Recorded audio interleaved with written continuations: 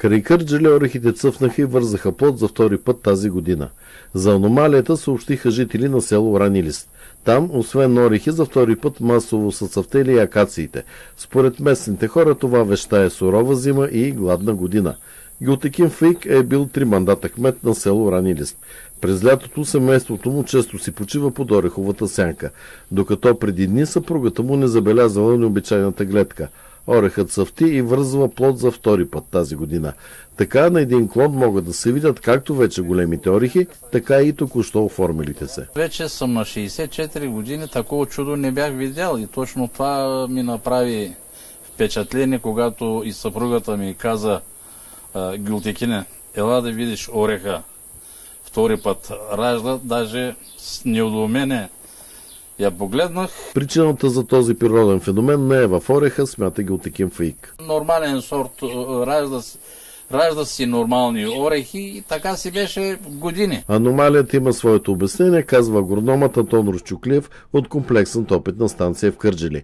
Заради жегите и сушата растенията са загубили реда на сезоните и смятат, че в средата на лятото отново е дошла пролета. Това е чисто климатична ситуация. Не е следствие, че има някакви вещества в въздуха или пък нещо друго. Това са точно високите температури и свързаните с тях ниска атмосферна влага, нали, фактически, която предизвика загуба на течности в самата тази вода вътре в растенията, която е така да кажа физиологична вода, свързаната вода, нали, в тях.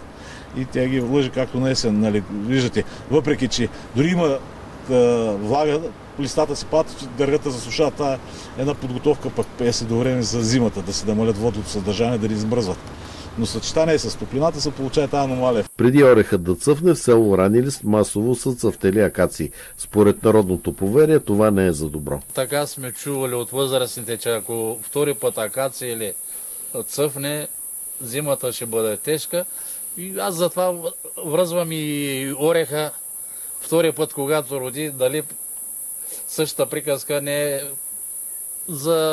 пак за зимата. Според Антон Русчуклиев, жегите и сушата ще доведат до поскъпване на зеленчуците и цените им ще конкурират високите цени на плодовете. Тази година е за толкова години може би най-кошмарната по отношение на всякакъв вид земеделска дейност. Има преди, че пролетните студове доведаха до тотална загуба на овошки, плодове, т.е. няма да имаме и както виждате нямаме. Видяхте най-високите цени на череши тая година. Кайсиите бяха изключително от Гърция. Български кайсии, не знам, който ги е писал на пазара, лъгал в очите.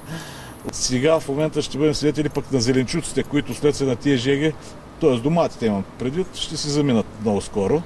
Тук очакваме тук тия ни цените да паднат на доматите. Не, че има много домати, които преждевременно озряват и свършват. Т.е. август ще едем домати по 4-5 лева и нашето родно ще бъде дефицит. Но тъй като има внос, ние ще бъдем принудени да продаваме пък на тези цени, на които идват вносите, т.е. няма да може да се компенсираме по-малките добиви с по-високи цени като производители. Така че производител тази година ще е на минус. Единствено мисля, че пшеницата ще е добре. Така като гледам, нали, резултатите там са добре. За Радио Кърджали, Красимир Ангелов.